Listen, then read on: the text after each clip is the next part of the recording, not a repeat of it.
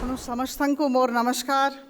ओडिशा सारा ओडिशा बाहर भी महिला माने आसी छंती और देखंतु समस्तंकर गाथा अलगा अलगा, समस्तंकर कहानी अलगा अलगा, समस्तंकर अभिज्ञता रो प्रकृति अलगा अलगा,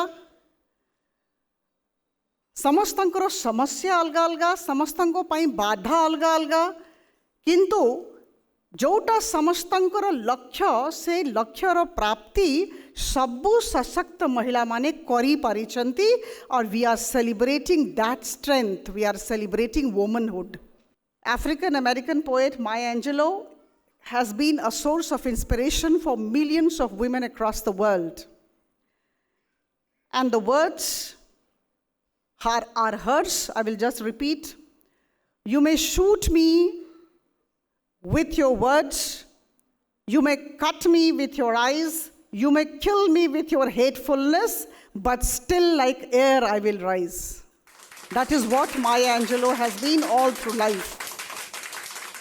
Every woman who goes up is not only that particular individual going up, she lifts up the entire womanhood. So this has to be remembered. Whenever a woman goes up, she's not going up alone, she's uplifting others too. Whatever the reason may be, but for the fact that you are 50% of the population, you should know your strength. Demographically also, you should know your strength. In India, we have 140 crore population, 50% almost women. In Odisha too, 4.5 crore population, 50% women. Women hold half the sky, as Mao Zedong said. Half the sky, 50-50. The topic that has been given to me is whether the women are being used as vote banks. Now let me tell you, let's not indulge in politics for a while.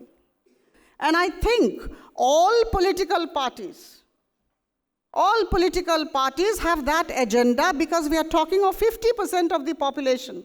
To say that women should be used as vote bank or women can be used as vote bank, I think it's not the right kind of thinking. We are talking of 50% of the population. We are talking of human beings. Whatever we may say, it is a patriarchal setup. We must accept that. It is a patriarchal setup. It a purush pradhan samaj. आपण जो क्षेत्र कथा हुअंतु, जो कथा विषय, जो क्षेत्र विषय कथा हुअंतु, एटा पुरुष प्रधान समाज अछि। मु महिला माननको गोटी अनुरोध करिबी जे आम समस्तंकर दायित्व, आम समस्तंकर कर्तव्य जे आमे समस्ते प्रथमे निजकु भलो पाइबा। I will recommend all the girls, all the women sitting here to read a book. You Can Heal Your Life by Louise L. Hay. Please read. It's available everywhere, and I think all women must read this book.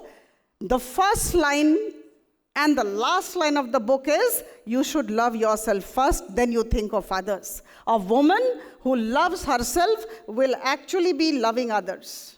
If you ask me, I'm a woman. If you ask me, what are the two things that any woman whatsoever across the globe, including me, would aspire for, I would list out. Number one, suraksha aur marjada raksha, security and safety. And number two, economic empowerment, arthik sashaktikaran, ontare tonka darkar. What is freedom of women? You know, we talk of liberation. We talk of feminism. Now, what is this feminism? What is this liberation? What is this liberty that we talk of? You know, the liberty of women is nothing but the ability of a woman to decide the course of her life, to take her own decisions about herself, about her life. It's very important. Thank you so much. Falcon group रो आम राज्य, आम देश एवं आमर विश्व प्रति जहाँ अवदान रही ता सहित महिला सशक्तिकरण दिगरे फाल्कन ग्रुप रो जहाँ कार्यावली रही ताकू नहीं आम प्रस्तुत करछु एक ऑडियो विजुअल। आसंतु प्रथमे ता उपरे नजर पके। Falcon, we give wings to women. Falcon, चिंगुड़ी उत्पादन।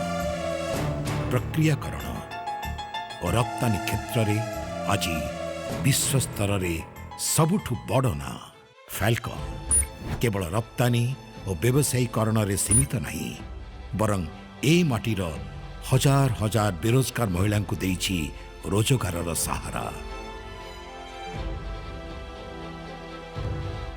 ए फाल्कन मते तांको परिवार बनै नेले ए चाकरी पाई मु गर्वित एबे मो झियो को देई परिबी गोटे भल भविष्य बढ़ेछि सेमानंक आत्मविश्वास।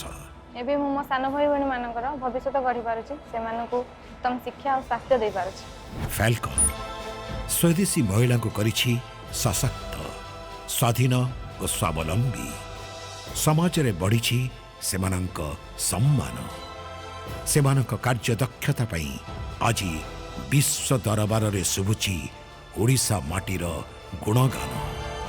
फाल्कन उड़ीबाकू नहीं आ उड़ा फाल्कन देइछि नारी देहे विश्वासर डेणा।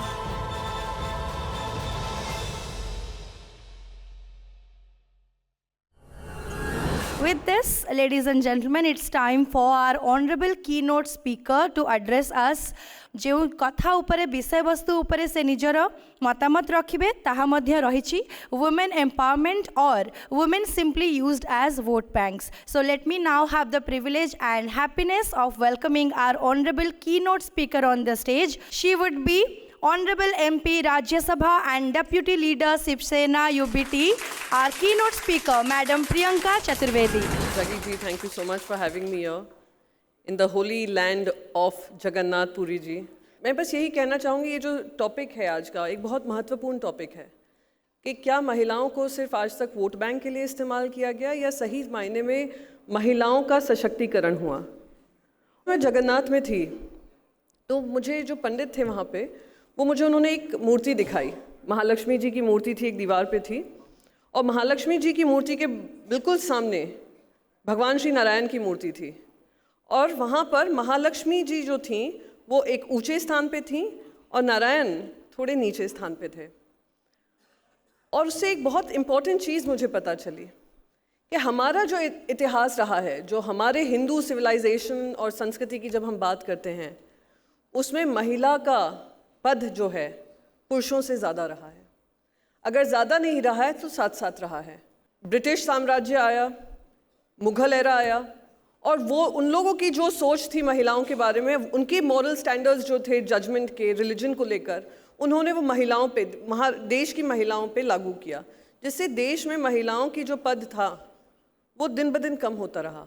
तो हमारी जो जर्नी है, इतिहास में जो जर्नी है, वो स्ट्रगल की जर्नी है और गर्व इस बात का होता है कि मैं वो भारतीय महिला हूँ, जैसे अपराजिता जी हैं और राजनीति में बहुत ही कम महिलाएं हैं जो पार्लियामेंट तक पहुँची हैं अपने बलबूते पर, कि आज वो इतिहास रहा है कि हम डर कर, सहम कर या ये सोच कर के लिए हमारे लिए पॉसिबल नहीं है, हमने इम्पॉसिबल को पॉसिबल कर दिखाया। आज जब कहते हैं लोकसभा में 14% महिलाएं हैं, 14% महिलाओं में से एक अपराजिता जी हैं।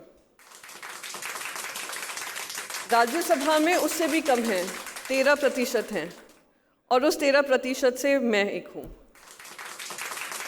आपको किसी को यहाँ पे पता है कि यहाँ पे कितनी महिलाएं जो स्टेट असेंबलीज हैं, कितना प्रतिशत उनका योगदान रहता होगा?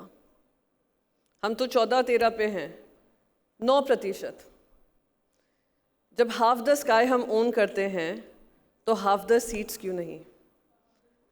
इस माहौल में क्या हो रहा है?